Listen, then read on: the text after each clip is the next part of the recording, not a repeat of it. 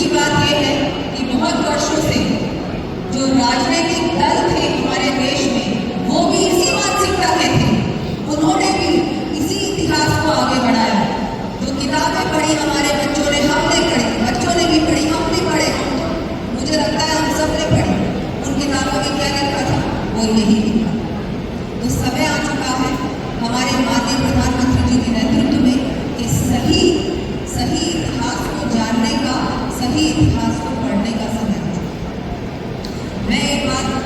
मेरे लिए गर्व की बात है कि मुझे जनप्रतिनिधि के नाते मेवाड़ की जनता की सेवा करने का भी अवसर मिला।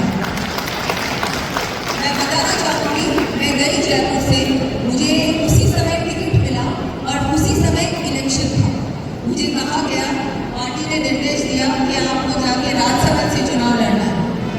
मैंने सोचा पता नहीं कैसे लड़ूंगी, कैसे जीतूंगी, मुझे वहाँ कोई नहीं जानता, लेकिन मैं वहाँ गई और मैं आपको ये भी बताना चाहूँगी, तो मेवाड़ की जनता से मुझे आशीर्वाद मिला, स्नेह मिला, जो कि आज भी मिलता है, वो मुझे और कहीं से मिलता है। कि मैं बताना चाहूँ, आज मैं जयपुर से जनप्रतिनिधि हूँ, बेटी हूँ जयपुर की, लेकिन वहाँ के लोग जो हैं उनमें मैं कहना चाहूँगी इतना अच्छा उनका व्यवहार रहा। उन्होंने पूर्ण रूप से सहयोग किया और आज भी उनका आशीर्वाद मिलता है, उनका सहयोग मिलता है, उनका स्नेह मिलता है। तो ये बात भी बताना चाहूँगी। उसके बाद जो श्रवण सिंह जी ने आपके सामने बात रखी, हल्दी घाटी में जो शिलालेख था उसमें ये लिखा था कि महाराणा प्रताप युद्ध हार गए और ये युद्ध अकबर जीते। उस शिलालेख को 2021 में, क्योंकि मैं वहाँ से सांसद थी, ASI मॉन्यूमेंट है हल्दी घाटी, लेकिन हम लोगों ने प्रयास किया, दिल्ली तक प्रयास किया। माननीय मंत्री जी थे उस समय, अर्जुन राम मेघवाल जी, जो कि सांस्कृतिक मंत्री थे, उनके अंडर ये विभाग आता था।